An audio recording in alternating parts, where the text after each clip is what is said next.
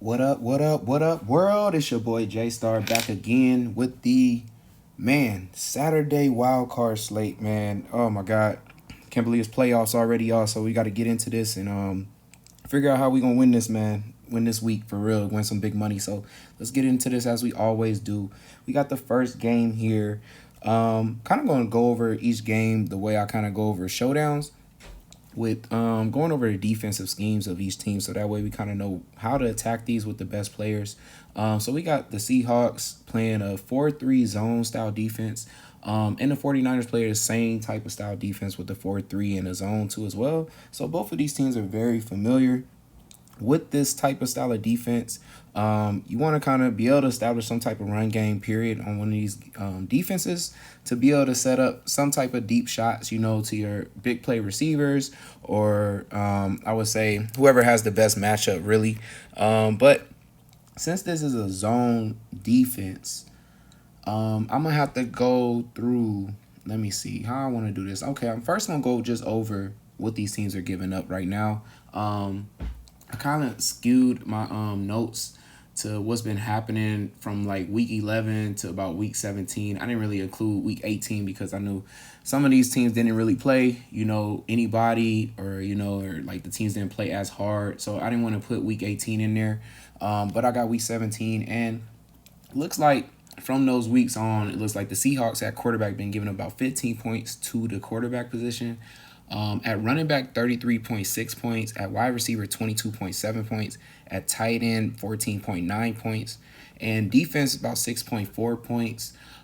Kickers, if you are going to play the showdown for this game, you're looking at 9.2 points. So a lot of points there the kickers been giving up. And then for the 49ers, is QB has been 16.6 points. Running back, 16.1 points. And then wide receivers, 42.7 points, tight end, 11.4 points, defense, 4.2, and kicker, 5 points. So looking at those notes there, of course, but also trying to look at who are the best players that play against this type of style of defense, basically, and how these teams have, kind of attacked it. It looks like to me McCaffrey is one of the best plays. For at least the 49er side, and then as well as Kittle has had these two have had the best games going against this style of defense, just a zone period style of defense. And it's like also it just means too that must mean that Shanahan schemes up definitely offensive plays for these two to be able to excel. I would say next up on the list, and just because I also feel that he didn't get to play a full season. He was out for, what was it? How many games was Debo out for? About 3 games? Well, even probably 4 games, looks like, because week 9, week 8, one of them probably was a bye, but looks like he was out for one of those games too as well. So about 4 games total there. And he had about 2, I would say, and a half games and against his own defense where he did pretty well. So I would say you can throw him in there still, because I feel like missing 4 games possibly could have had maybe 4 games at least against, zone defense, possibly more games than what he did end up producing.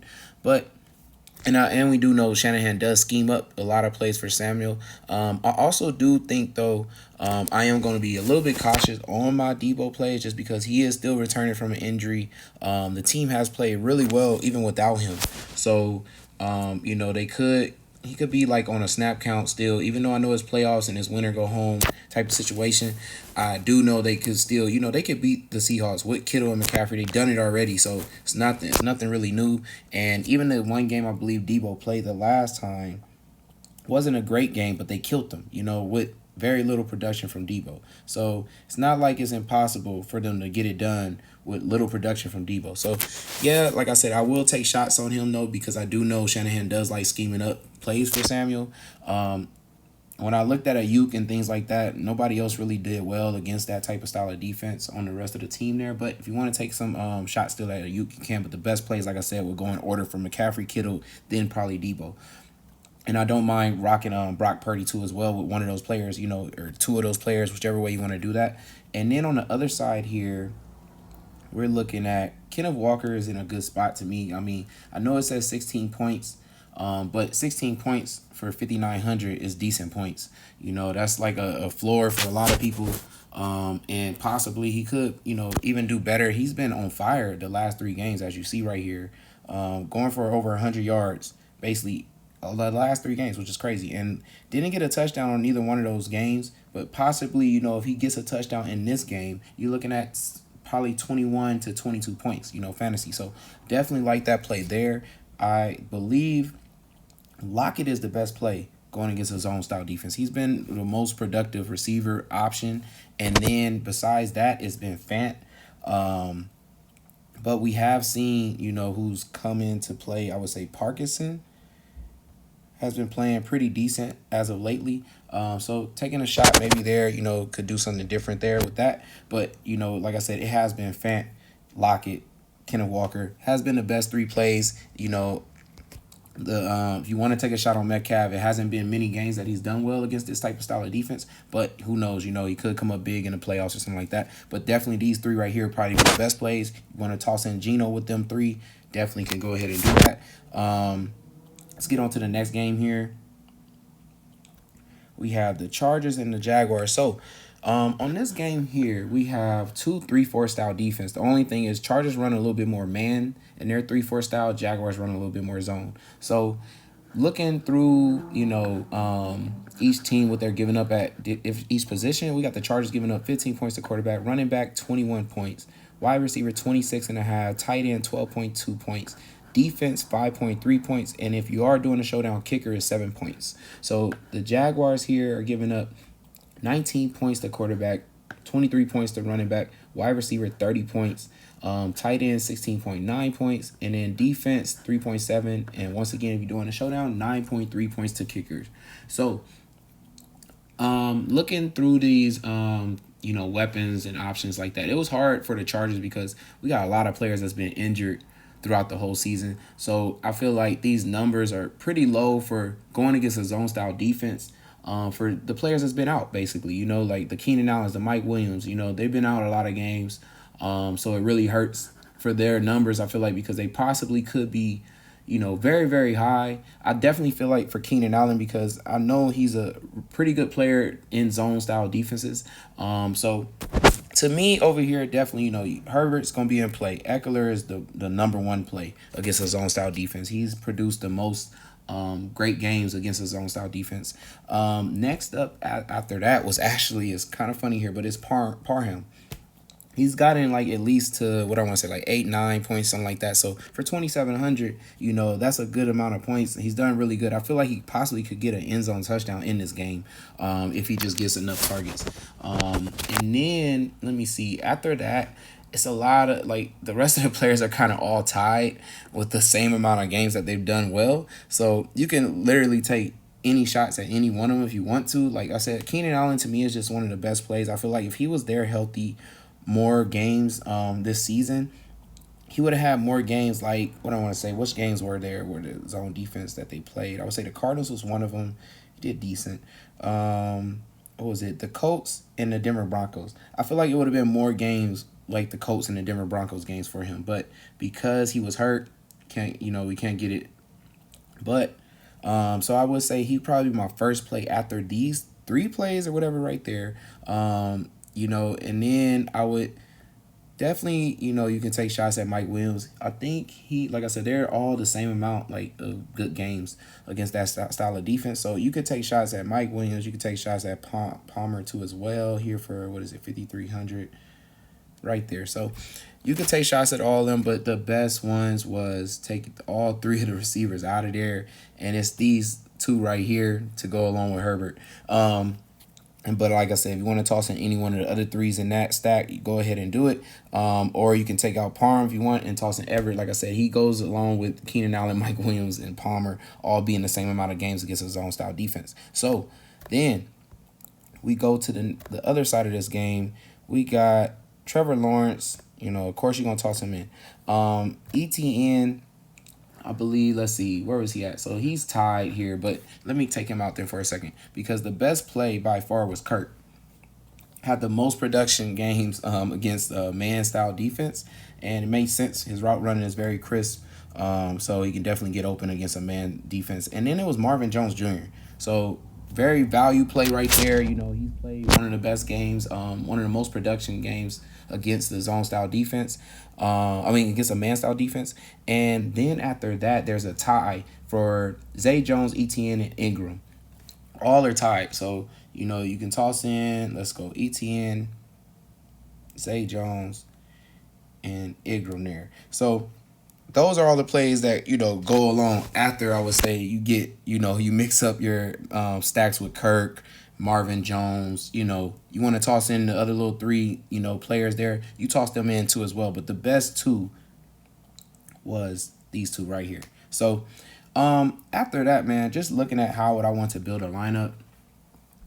Let's see. For this weekend slate for the wild card game, man, I really feel like, that first game of the playoffs is like the stars really try to show up.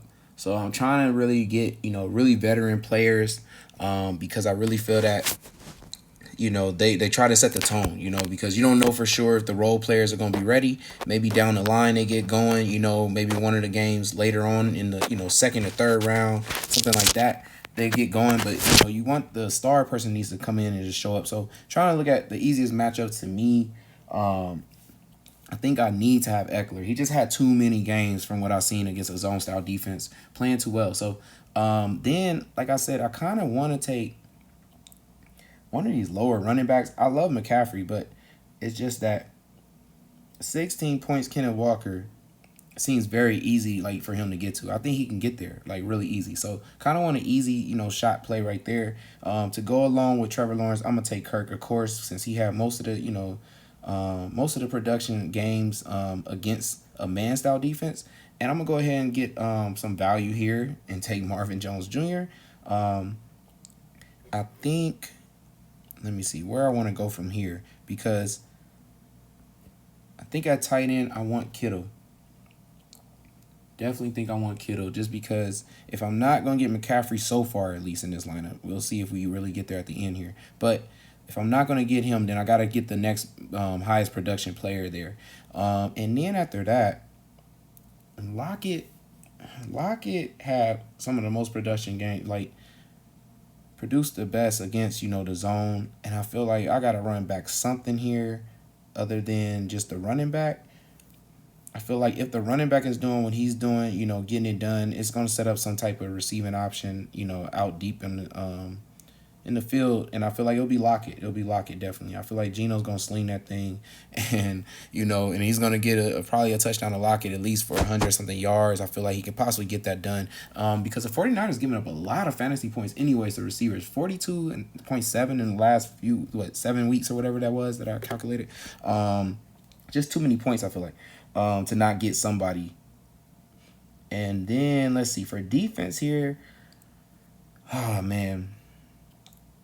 Let's see. So we know the Seahawks possibly, what is it supposed to be? I think they get the lowest amount here on the board with 4.2. So about 4 points there. Seahawks giving up 6.4. So then you got the Chargers with 7 and the Jaguars with 9. So the best defense, according to this, should be the Chargers. If I go ahead and toss in the Chargers, I'm left with 6,000, right? Puts me right at ETN. That doesn't go well with the fact that I got, Trevor Lawrence here. So I'm thinking if I take, was the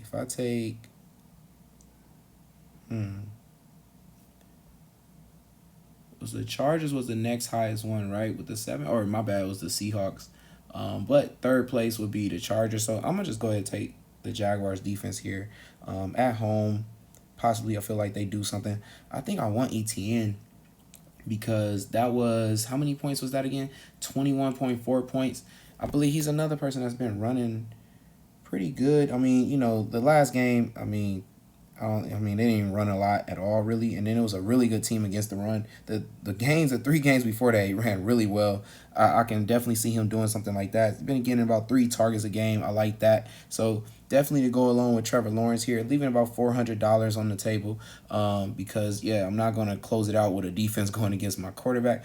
But also, I didn't even realize something. What I like about this lineup is I have the money to change out Eckler. I mean, it means I have nobody running back against Jacksonville, which I probably wouldn't want that really too much. Because I definitely feel like it'll be somebody at least, and Eckler feels like one of the best run backs. But it's kind of cool to see that I can go ahead and put McCaffrey in here and have the two best options going against Seattle for the 49ers game. So, yeah, really like this lineup here, y'all. Hope y'all enjoyed this video, man. It's your boy Jaystar. Make sure y'all like, comment, subscribe. Win that big money. Good luck this weekend, y'all. I'm out. Peace.